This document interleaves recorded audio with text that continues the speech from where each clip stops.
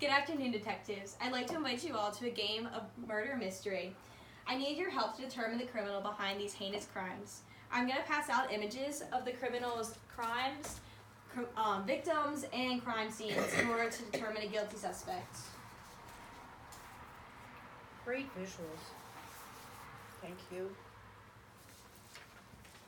Oh my. This was disturbing. Ooh.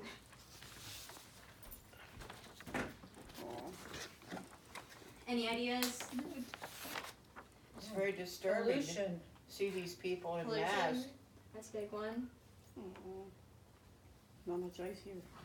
Not a melted ground. Alright, well, I'll give it away. The criminal is climate change. These photos all exhibit the effects of this catastrophic phenomena.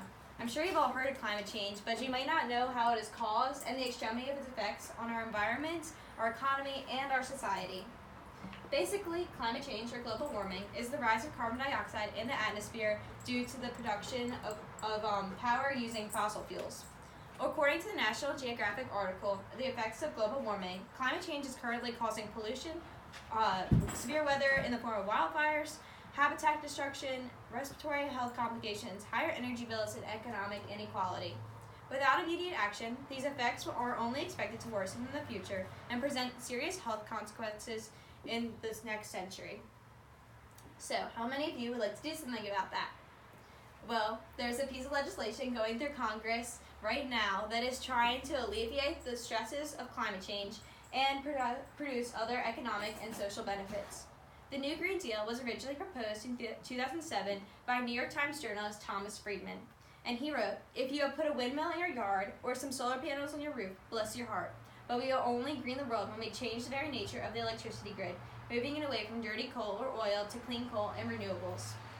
Friedman's set of reforms, initially aiming to create a newer, greener industry, boost the economy, and combat climate change, has now taken on new objectives reformed by Representative Alexandria Ocasio-Cortez and Senator Ed Markey. The main goal of the Green New Deal is to achieve net zero carbon emissions by the year 2050. In order to do so, Ocasio-Cortez and Markey are trying to pass legislation that will fund renewable energy, clean up areas destructed by pollution, offer jobs in the green industry to unemployed or low-income citizens.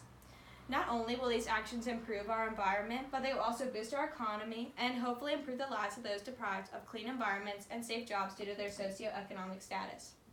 You should support the Green New Deal because it combats climate change while also improving our economy and counteracting systematic inequality. As an Earthling, I feel concerned about my planet and want to ensure that my great-great-grandchildren have the same safety and comfort that I had during my lifetime. As a voting U.S. citizen, I want to be aware of the legislation proposed in my government and why or why not my representatives should vote upon it. First, I will acknowledge the opposing opinions of the Green New Deal and why they are invalid.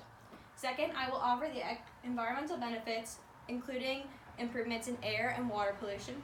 Third, I look at the Green New Deal's aspects of affecting the economy and society. I'll highlight the millions of jobs it will create, as well as the power and transportation reductions it will improve for low-income families.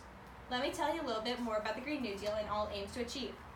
When I asked friends and family about their ideas on the Green New Deal, many were unfamiliar with the specifics or had only heard negative aspects, including that it banned air travel and the production of ice cream.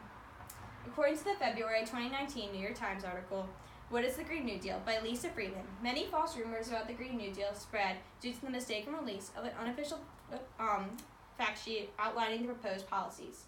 It is important to note that the Green New Deal is a resolution, not a law. It is non-binding and purely sets motivational goals for our government.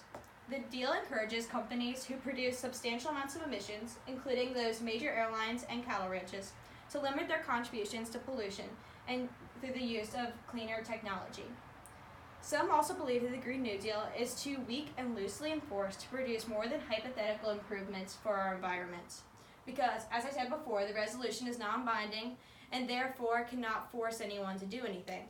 However, these people are not aware of how the missions of this legislation have the power to inspire action from organizations. A California environmental organization called the Sierra Club published the article, "What is the Green New Deal?" in 2019, about how states across the nation have already begun projects inspired by the Green New Deal. For example, an environmental organization in Pennsylvania, Pittsburgh United, has begun a Clean Rivers campaign which intends to create jobs in the green industry. They have successfully secured public investments to reduce flooding in low-income communities, replace lead pipes, and upgrade infrastructure. With the proper resources ensured by the Green New Deal, environmental organizations like Pittsburgh United and the Sierra Club will be able to restore their cities from the detrimental effects of climate change. The World Resources Institute's book, Unlocking the Inclusive Growth Story of the 21st Century, states that the last 19 years included 18 of the warmest years on record, worsening flood and water security risks, increasing the frequency and severity of hazards such as wildfires.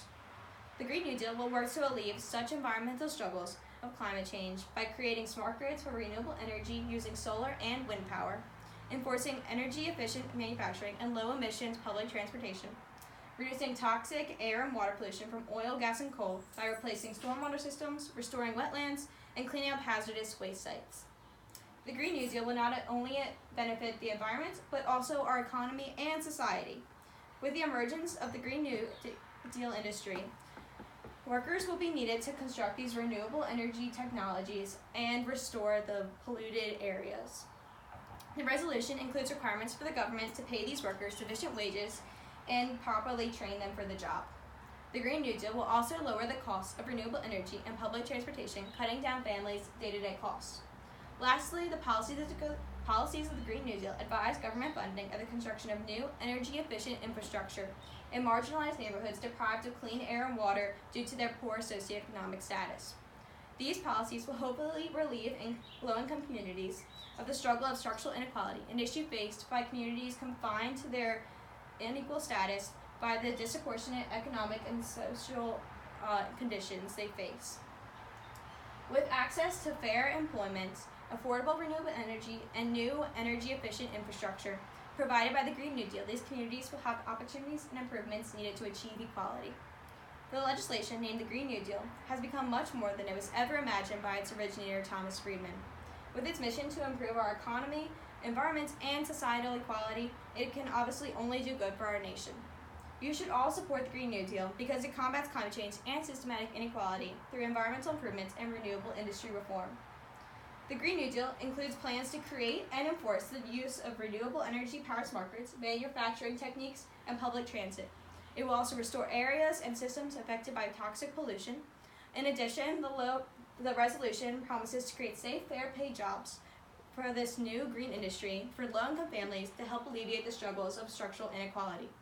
Climate change does not just affect the polar bears in Antarctica and the fish in the Great Barrier Reef. It is affecting you, your health, the air you breathe, the water you drink. It is affecting your wallet, the energy bills you pay monthly, and it's affecting your community, the structural inequality imposed by disproportionate conditions. Do not leave your mess for your great-great-grandchildren. Do something while you still can. Support the Green New Deal. Thank you. That was excellent.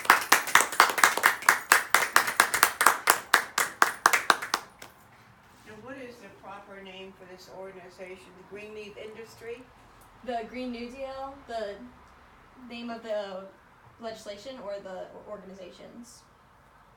Well, the organization that's promoting this. Well, it's promoted by these two representatives right now to Congress, but it's also supported by a lot of environmental organizations like that Sierra Club and the Pittsburgh United. But is it Green Leaf?